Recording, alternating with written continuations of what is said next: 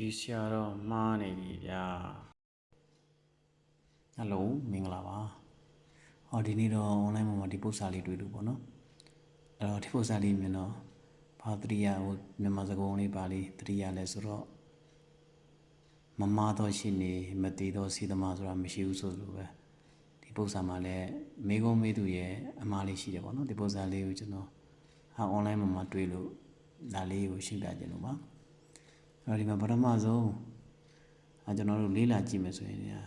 ဒီ down တန်မိုးလေး h တန်မိုးလေးကိုရှင်းခိုင်းတာရှာခိုင်းတာပေါ့နော်အဲ့တော့ဒီဒါက80ဒီဂရီဒီကောင်က60ဒီဂရီလို့ပေးထားတယ်ဒါက65ဒီဂရီလို့ပေးထားတယ်ပေါ့နော်တကယ်ဆိုလို့ရှိရင်သတိကံတစ်ခုရဲ့အတွင်းတောင်းနေပေါင်းခြင်း3ခုပေါင်းခြင်း180နဲ့ညီရထို့တော်လည်းပဲဒီမှာက65ရဲ့60ရဲ့80ရဲ့ပေါင်းလို့ရှိရင်195ဖြစ်နေပေါ့နော်အဲ့တော့မိကုန်းဟာကိုမှားနေတာပါဒါအဲ့ဒါကြောင့်ခုနကကျွန်တော်ပြောသလိုပဲဆရာမမတော့ဆရာလည်းမရှိဘူးပေါ့နော်ဆရာကြီးလည်းမှားတတ်ပါတယ်တကယ်လို့ဒါဆိုကြပါစို့ဒီ down တစ်ခုခုပေါ့လေမပြီးပဲထားခဲ့ရင်လည်းကျွန်တော်တို့ကမတီးဘူးဆိုရင်ပေါ့လေဖျောက်ထားမယ်ဆိုရင်ရှားလို့ရပါတယ်တကယ်လို့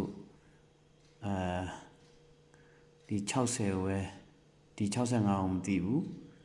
60ကမရှိဘူးဆိုလို့ရှိရင်ကျွန်တော်တို့ကဘာရှာလို့ရမလဲဆိုတော့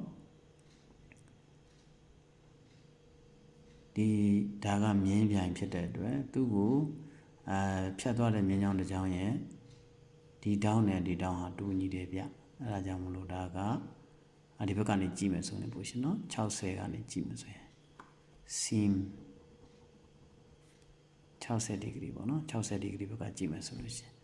အဲ့လိုဆိုလို့ရှိရင်ဒီဒါက60ဒီဂရီဖြစ်မယ်60ဒီဂရီဖြစ်မယ်ဒါဆိုလို့ရှိရင်ကျွန်တော်တို့က90ရဲ့60ရဲ့အပေါင်း x ရဲ့ပေါင်းလို့ရှိရင်ကျွန်တော်တို့ကမြင်းပြောင်းဖြစ်တဲ့180ဒီဂရီဖြစ်မယ်ဒါကြောင့်မလို့သူတို့ပေါင်းမယ်ဆိုရင်130ဒီဂရီအပေါင်း x equal to 180ဒီဂရီပါအဲ့တော့ h တန်ဖိုးကဘယ်လောက်ရမလဲဆိုတော့ကျွန်တော်တို့50ဒီဂရီပေါ့နော်50ဒီဂရီရပါမယ်တကယ်လို့များတာကျွန်တော်တို့ကဒီဘက်ကနေကြည့်မယ်ဆိုရင်ပေါ့နော်ဒီဘက်ကနေကြည့်အောင်ကျွန်တော်တို့ကြည့်မယ်65ကိုယူမယ်ဆိုလို့ရှိရင်65ဒီဂရီဘက်ကနေကြည့်မယ်ဆိုလို့ရှိရင်အဲ့တော့ဒီတောင်းနဲ့ဒီတောင်းနဲ့ညီတယ်ဗျအဲ့ဒါဆိုရင်ဒီတောင်းက65ဒီဂရီပေါ့နော်65ဒီဂရီအဲ့တော့ကြည့်အောင်ဒီမြင်းကဒီကိုဖြတ်တယ်ဒီမြင်းကဒီဖြတ်တယ်ဆိုတော့ကျွန်တော်တို့ဒါ h နဲ့65ဒီဂရီကထိတ်ဆိုင်တော့ထိတ်ဆိုင်တော့ဆိုတော့ကျွန်တော်တို့က65 equal to x equal to 65ဒီဂရီနဲ့ညီတယ်။ဘာကြောင့်လဲဆိုတော့ထိတ်ဆိုင်တော့ဖြစ်လို့ angle ထိတ်ဆိုင်တော့ဖြစ်လို့ပေါ့နော်ထိတ်ဆိုင်တော့ဖြစ်လို့ထိတ်ဆိုင်တော့ဖြစ်တဲ့အတွက်ကျွန်တော်တို့ညီတယ်လို့လည်းယူလို့ရပါတယ်နောက်တစ်ခုကျွန်တော်တို့65ရဲ့အပေါင်း80ရဲ့ဒီဘက်ကတောင်းအရင်ရှာကြည့်မယ်နော်နောက်တစ်နည်းပေါ့ second m method ပေါ့နော် second method ပြီးတော့ဒီဘက်ကကျွန်တော်တို့မသိခင်မသိတဲ့ဟာဒီဒါကို y လို့ထားမယ်ဆိုရင် y equal to 180ဒီဂရီအဲ့တော့180ဆိုတော့ y equal to ဒီဘက်က135ပေါ့နော်135 180ဒီဂရီအနောက်135ဆိုတဲ့ခါကျတော့ကျွန်တော်တို့ကဒါ45ဒီဂရီရ45ဒီဂရီက y ဖြစ်တယ်အဲ့တော့80ရဲ့45ရဲ့အပေါင်း x ရဲ့က180ရမှာ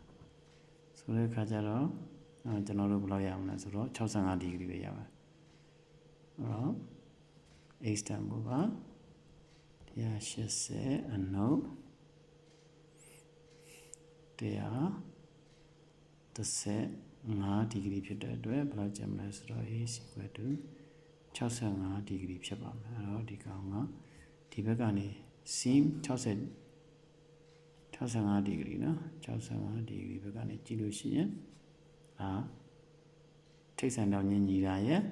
နောက်တစ်ခါဒီဘက်က y ဆိုတဲ့တန်ဖိုးကိုရှာတာရဲ့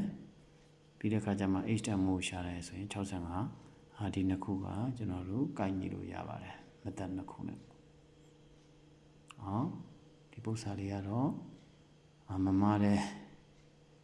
ရှင်းနေမသိတော့စီသမားဆိုတို့ပဲဆရာလေးလည်းမှားတတ်ပါတယ်လို့အဲ့ဒါလေးထောက်ပြရင်လည်း60ဒီဂရီဘက်က